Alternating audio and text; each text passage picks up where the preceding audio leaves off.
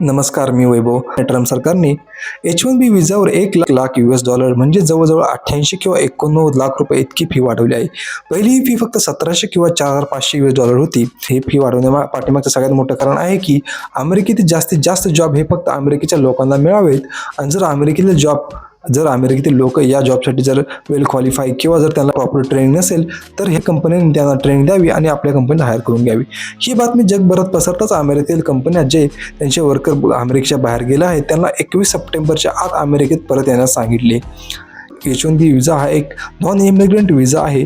ज्या अमेरिकेत मोठमोठ्या कंपन्या आहेत त्या दुसऱ्या देशात जे वर्कर आहेत जसे डॉक्टर असो, इंजिनियर असो किंवा फायनान्स सेक्टर किंवा इतर कोणत्याही सेक्टरमधले जे वर्कर आहेत त्यांना ते अमेरिकेमध्ये येण्यासाठी या विजाचा वापर केला जातो. प्रत्येक वर्षी जवळपास 65,000 लोकांना H-1B विजाचा फायदा होतो.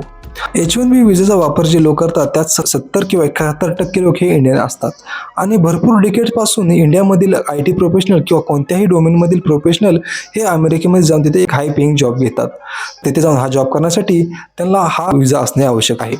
ट्रम्प सरकारने $1 लाख फी H-1B विजावर लावल्यामुळे अमेरिकेतील स्टार्टअप कंपन्या किंवा स्मॉल बेस कंपन्या ज्या आहेत ज्या त्यात इंडियन काम करत आहेत त्यांना त्या कंपनीत आता जॉब करणे भरपूर कठीण जाणार आहे. कारण अमेरिकेतील कंपन्या ह्या $1 लाख हे काय अमेरिकी सरकारला पे करू शकत नाहीत. पण ज्या मोठ्या कंपन्या आहेत जसे मायक्रोसॉफ्ट असो किंवा मेटा असो किंवा कोणतीही दुसरी कंपनी असो पर पर्सन $1 लाख हे पे करू शकतात. ज्या स्मॉल स्केल कंपन्या आहेत ते हे करू शकणार नाहीत. अमेरिकेमध्ये सरासरी IT प्रोफेशनल आहे त्याची जी वार्षिक उत्पन्न असते $1,20,000 इतके असते.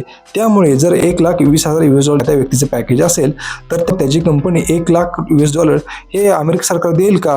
म्हणजे जवळपास $2,20,000 इतके झाले. ही कंपनी त्या व्यक्तीला पे करेल का? हा मोठा प्रश्न आहे.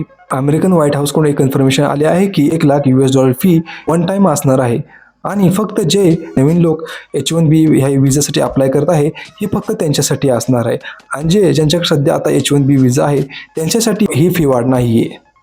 म्हणजे जे लोक आता नवीन अप्लाय करणार आहेत या विजासाठी त्यांच्यासाठी हे नक्की असणार आहे. H-1B विजा हा इनिशियली 3 वर्षासाठी असतो पण तो 6 वर्षापर्यंत एक्सटेंड केला जातो. म्हणजे जर समजा तुमची H-1B विजाची व्हॅलिडिटी ही जर 6 वर्ष असेल तर तुम्हाला ती फी एकदाच भरायची आहे. ही काय ॲन्युअल फी नाही आहे. त्या बातम्या पसरत होत्या की तुम्हाला प्रत्येक वर्षाला $1,00,000 फी भरायची आहे पण ती तसे नाही. जर तुमचं 3 वर्ष किंवा 6 वर्ष जर H-1B विजाची व्हॅलिड असाल तर तुम्हाला ती फक्त वन टाइम फी भरायची आहे. ज्या भारतीय लोकांना आता अमेरिकेमध्ये जॉब करण्यासाठी जायचं आहे त्यांच्यावर ही नक्की लागू राहणार. जी H-1B विजाची फी वाढवली आहे त्याचा डायरेक्ट इम्पॅक्ट इंडियावर होणार आहे. कारण कंपन्या जसं TCS, विप्रो, इन्फोसिस या ज्यांच्या अमेरिकेमध्ये ऑफिस आहेत त्या करायचे की जे इंडियन लोक आहेत त्यांना इंडियन लोकांना विजा थ्रू अमेरिकेत बोलवायचे आणि तिथे जॉब द्यायचे. पण आता ह्या कंपन्या आता नवीन हायरिंग करतील का? आणि जर नवीन हायरिंग केली तर $1,00,000 हे प्रति पर्सन अमेरिकेला देतील का? तर तुम्हाला काय वाटते ह्याचा अजून काय आपल्या भारतातील IT सेक्टरवर परिणाम होऊ शकतो?